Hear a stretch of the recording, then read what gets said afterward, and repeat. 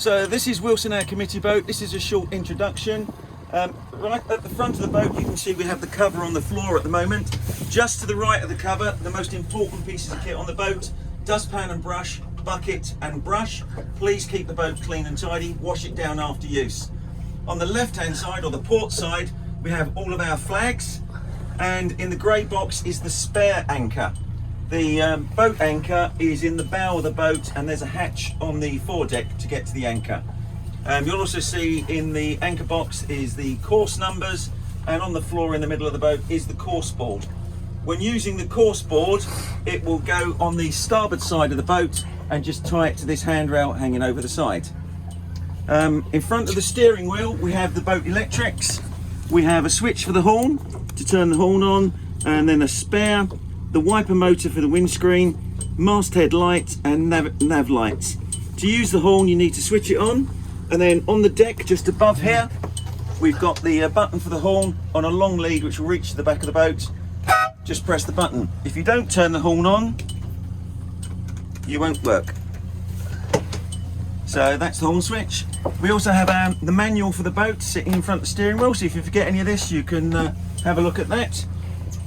And then the mast halyard is removable. There's a little knurled screw on the side. You can lift the mast halyard in and out. So at the end of the day you lift it out, stow it in the cabin before you put the cover on. That's really important so that the cover fits properly.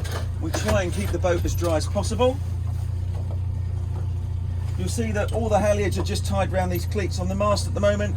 We do have cleats all along the side of the boat, so once this is in place you can undo the halyards and you can use those cleats. Looking towards the back of the boat, we have our spare fuel tank on the right hand side and our main fuel tank on the left hand, the spare fuel tank on the port side, the main fuel tank on the starboard side. If the fuel tank on the main fuel tank runs out, please swap the tanks over, fill it up again, but leave them swapped over so that we rotate the tanks throughout the year to make sure that the fuel doesn't go off. There are various lockers on the boat that have got nothing in them, and that's it. Vents? Ah, right, yeah. On the fuel tanks, in the middle of the fuel tank, you have a small thumb screw, which is the vent.